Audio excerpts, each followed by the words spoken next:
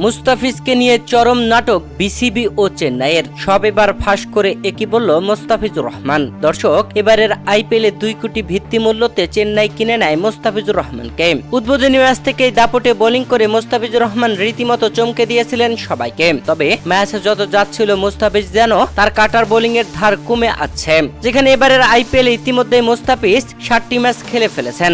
আর এই 7 ম্যাচে প্রথম 3 ম্যাচে দাপটে বোলিং ছিল মোস্তাফিজের। তবে পরের 4 ম্যাচে দাপট দেখাতে ব্যর্থ ছিলেন মোস্তাফিজ। যেখানে লখনৌ সুপার জায়ান্টসের বিপক্ষে চেন্নাইয়ের নিজেদের 8ম ম্যাচের মোস্তাফিজুর রহমান তো শেষ ওভারে বাজে বোলিং এ দলকে হারিয়ে দেন। চেন্নাইয়ে থাকার মেয়াদও ফুরিয়ে আসলো মোস্তাফিজুর রহমানের। 30 মে পর্যন্ত এনওসির মেয়াদ ছিল, যদিও একদিন বাড়ানো হয়েছে। 1 এপ্রিল পর্যন্ত চেন্নাইয়ের হয়ে খেলতে পারবেন মোস্তাফিজুর রহমান। বাংলাদেশ ক্রিকেট বোর্ড থেকে পুরো আইপিএল সিজন খেলার অনুমতি না পাওয়ায় মোস্তাফিজকে দেশে ফিরতে হচ্ছে।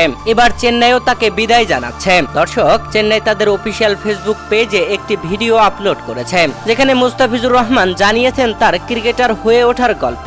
জানিয়েছেন চেন্নাই তার খেলাটা ছিল স্বপ্ন।